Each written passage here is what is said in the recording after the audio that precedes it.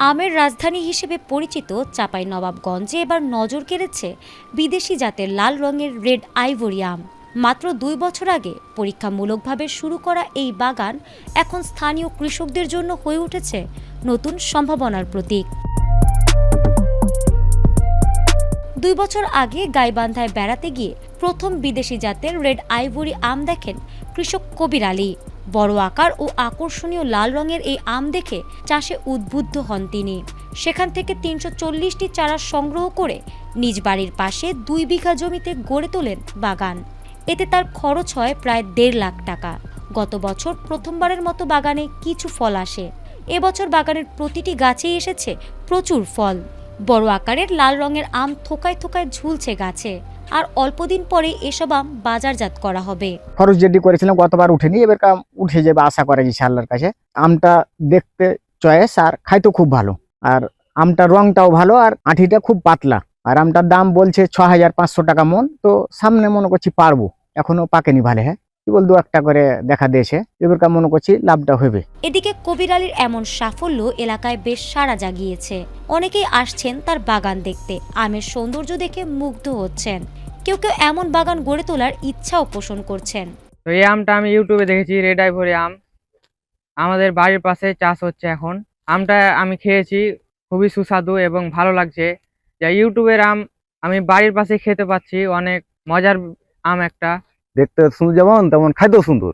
আমরা যখন ভেঙে আপনার কানসার বাজারে নিয়ে গেলাম, এমন কি মজার ব্যাপার যে তাড়াহুড়া করে আপনার সময় কম সময়ের ভিতরে আপনার জন্য বিক্রি হয়ে গেল। আমার বাড়ি লাউঘাটটা। তো আমি নিজে এক আম চাষি।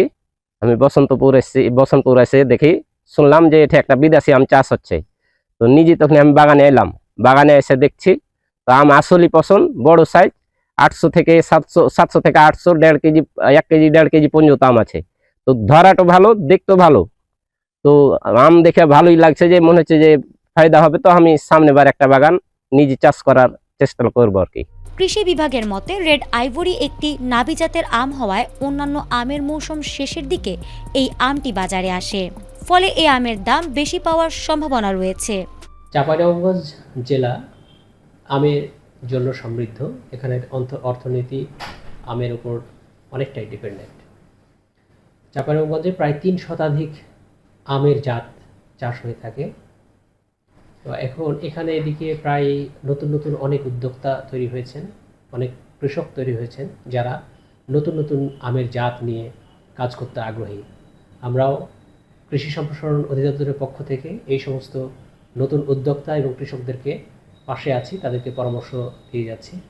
যে সমস্ত উদ্যোক্তা বা ফল চাষি আছেন, আমরা কৃষি বিভাগ তাদেরকে বিভিন্ন বিষয়ে পরামর্শ প্রদান করে থাকি, এবং এই উদ্যোক্তা তৈরির কাজ কৃষি সম্প্রসারণ অধিদপ্তর চালিয়ে যাচ্ছে। এই ধরনের উদ্যোক্তা তৈরির মাধ্যমে আমরা এই কৃষকদেরকে তাদের জীবনমান উন্নয়নে এবং অর্থনৈতিকভাবে তারা যেন আরও স্বাবলম্বী হয়ে উঠতে পারে সে বিষয়ে সার্বিক পরামর্শ দিয়ে থাকি। বিদেশি জাতের এই রেড আইভরি আমের সফল চাষ শুধু কবির আলীকেই নতুন স্বপ্ন দেখাচ্ছেন না, বরং এলাকার অন্যান্য কৃষকদের মাঝেও সৃষ্টি করেছে নতুন সম্ভাবনা ও আগ্রহ।